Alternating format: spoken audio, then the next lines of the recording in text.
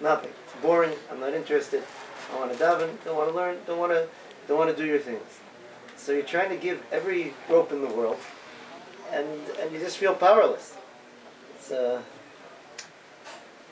Then you meet him 5 years later, and he says, you know, the time I spent in yeshiva, that was the best years of my life.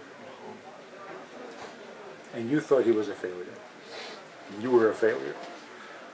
You don't know. You don't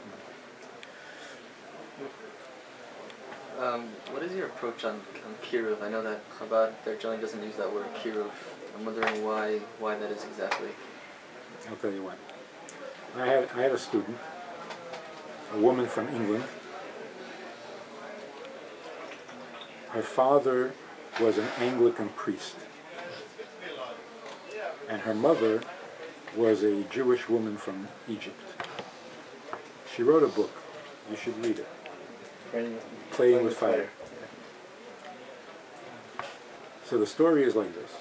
She grew up in the church, and her father was a big, charismatic evangelist, and he held these meetings, and thousands of people would come, and he would inspire them, and she grew up following in his footsteps. Anyway, to make a long story short, she comes to Beis Chana in Minnesota, and I have to be makarev her.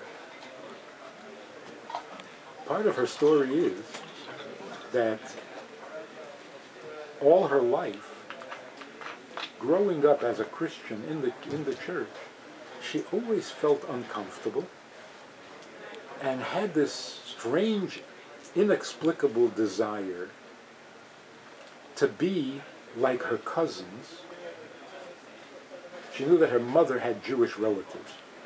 Not that her mother was Jewish, but that her mother had Jewish relatives. And she saw the pictures of the Jewish relatives. They all had dark, kinky hair. From Egypt.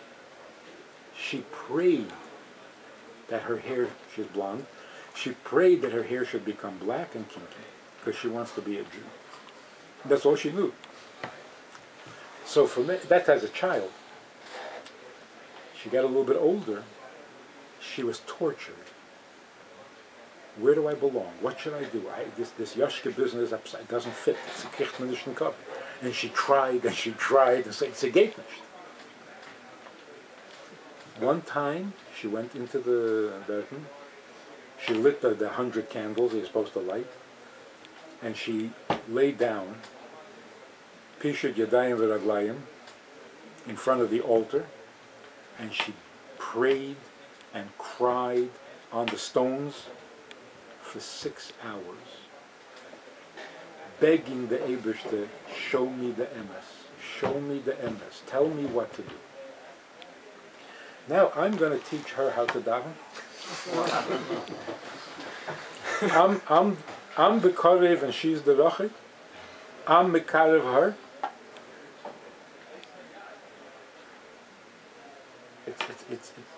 There's no comparison. She is much closer to the Eibishter than I will ever be. So what can I do for her? I can fill in the details. By us, we don't daven. we do it a little differently. It's a gewaldige meise that she tells at the end. She ran away. She couldn't leave. Her father would never let. They were very protected. They knew where she was every minute of the day. And all her life, she was 22 years old, she had never gone out of a certain area, from the church to the place where she worked and back. And she never deviated. So to leave was... So she went to work one day and just didn't come back. So all she had was the clothes she was wearing. And she got on a plane and she came to Minnesota. When she arrived, she was in shock. She had been very sheltered. This was to her like... And besides, she started having that. What did I do? I gave up my life. I have no life. Anyway, she spent some time in Minnesota, and then she went to Tzras. She comes to Tzras, and she walks into the first class, Machon Alta. She doesn't know what happened to her. She doesn't know where she is. She doesn't know what her future is going to be. She didn't tell her mother where she is, just told her she's okay. She comes into this class, and she's full of doubts. Maybe I should go back. This is crazy. I don't know what I'm doing. And the guy is teaching. He says, you're not allowed to eat with a goy, because eating leads to intermarriage. She had a fit. Not allowed to eat with a goy.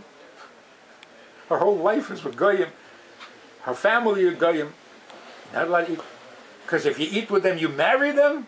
This is crazy. She got very upset and she stormed out of the room. She finally calmed down a little bit and she went to speak to the Manayil. The Manayil said, you know, your mother has a brother. Go to him for Shabbos and calm down. The brother was like a traditional Egyptian, not frum, but Shabbos. So she goes to the uncle. And she calms down. And they're sitting and talking.